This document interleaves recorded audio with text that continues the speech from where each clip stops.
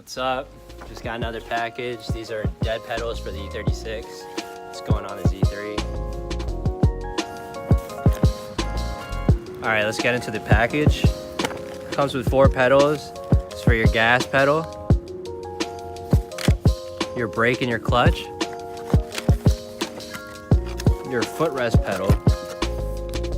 So it's actually pretty good quality. It has like a really nice touch to it, a really nice feel. I doubt that these rubber inserts though will last. They seem to be really soft.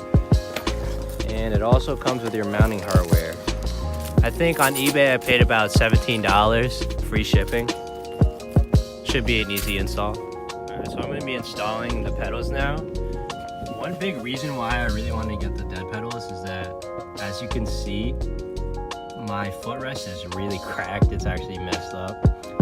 The first step you want to do is you want to take off these pedal covers that come from the factory. They just kind of slide off. Some of them might be brittle. It might be kind of hard to get off, but they should come off. Basically, they just come off like this. Oh, that one came off kind of gross. All right, so the first one to do, that's the easiest, is actually the footrest.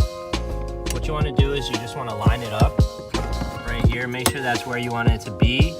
And then the kit that you buy should include screws that you just screw in. It kind of sucks though because you can kind of still see that it's cracked, but hopefully that'll make it look a lot better.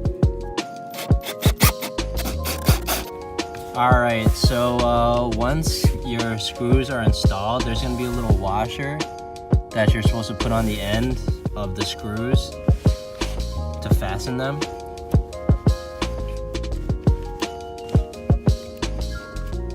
All right, last thing to install is the driver's pedal. It should just be the same process. All right, so this is the final product. Honestly, that actually looks pretty cool.